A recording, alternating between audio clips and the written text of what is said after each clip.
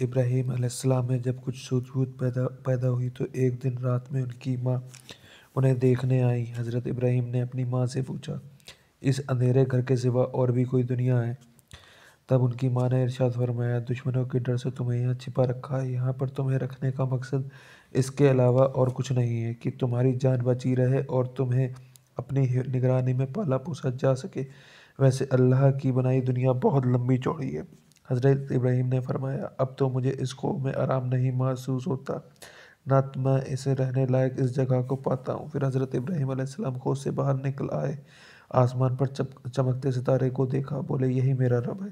لیکن جب وہ ڈوب گیا تو انہوں نے فرمایا، میں ڈوبنے والے کو اپنا رب نہیں مانتا۔ پھر جب چمکتے چاند پر نظر پڑی اور اس کی چاندنی میں انہیں مزہ آنے لگا تو فرمایا کہ یہی میرا رب ہے اور میں اسی سے لو لگاؤں گا۔ لیکن جب وہ ڈوب گیا تو اس کے رب ہونے کا یقین بھی ختم ہو گیا۔ جب صبح ہوئی اور سورج کی کرنیں پھیل گئیں تب بولے، یہی میرا خدا اور یہی سب سے بڑا ہے، یہ تو اس کی روشنی اور گرمی سے بھی ظاہر ہوتا ہے۔ لیکن جب سورج بھی ڈوبنے کو ہوا تو حضرت ابراہیم پھر سوچ میں پڑ گئے، بولے علاوہ اس خدا کے جو بے مثال اور بے زوال ہے، میں کسی پر یقین نہیں کرتا۔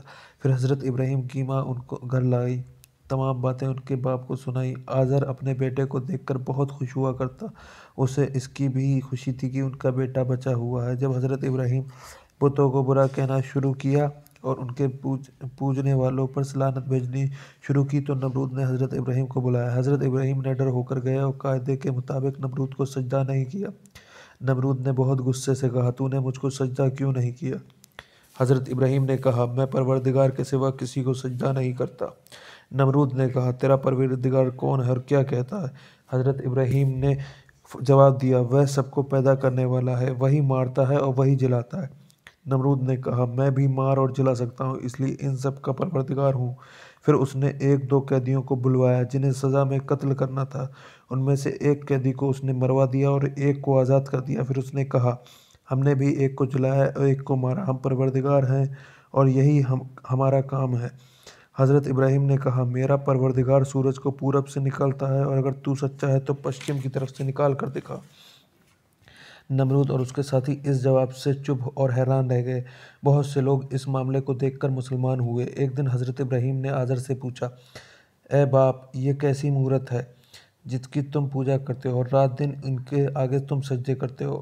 آزر نے کہا، یہ ہمارے خدا ہیں۔ حضرت ابراہیم نے فرمایا، کیا تم ان کی پوجا کرتے ہو جن کے نہ کان ہیں نہ آنکھیں ہیں، جو نہ تم کو فائدہ پہنچا سکتے ہیں نہ نقصان؟ آزر نے لاجواب ہو کر کہا، اگر تو ہمارے خداؤں کو نہیں مانے گا تو سزا پائے گا اور تجھ پر پتھر برسائے جائیں گے۔ اس کے بعد حضرت ابراہیم نے یہ پکا ارادہ کر لیا کہ وہ لوگوں کو بتا دیں گے کہ بتوں کو لوگوں کے اچھے برے کی کچھ خبر نہیں اور اس کے پوجنے میں کسی کو کچھ فائدہ نہیں۔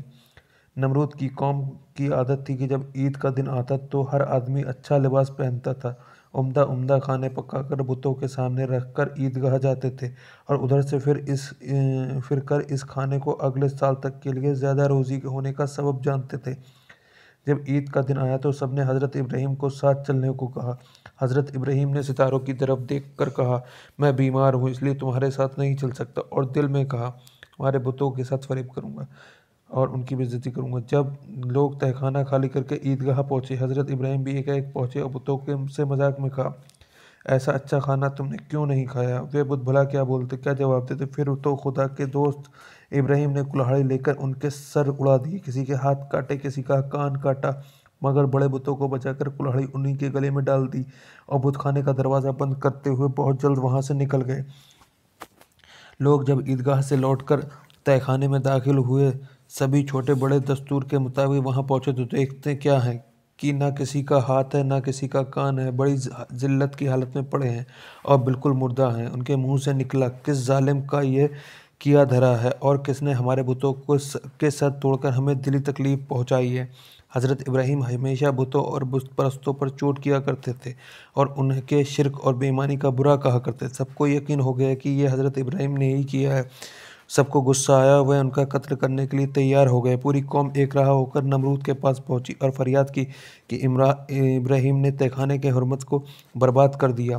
نمرود نے حضرت ابراہیم کو بلانے کے لیے ایک آدمی بھیجا اور بہت غصے میں اسے اپنے پاس بلوایا۔ نمرود اور پوری قوم نے کہا، اے ابراہیم، معبودوں کے ساتھ یہ کیا برتاؤ کیا تم نے؟ حضرت ابراہیم نے کہا، بڑے بت نے تم عزت والے بڑے بت سے پوچھو، وہ تم سے چھپا نہیں پائے گا، وہی تو تمہارا بڑا معبود ہے، کیا اتنا بھی پتہ نہ ہوگا؟ مشرک اس بات کو سن کر لاجواب ہو گئے اور انہیں بڑی شرمندگی میں ہوئی۔ ابراہیم نے کہا، تم تو جانتے ہو کہ یہ بت ہرگز نہیں بولتے، یہ اچھا اور برا اپنے منہ سے کچھ نہیں کہتے۔ حضرت ابراہیم نے فرمایا، ایسے معبودوں کی پوجا سے کیا ملتا ہے جو ان بے زبانوں کو پوجے؟ وہ تو بڑا ہی ظالم، اس میں بہت سے لوگ مسلمان ہوئے اور بہت سے لوگ ایمان لائے۔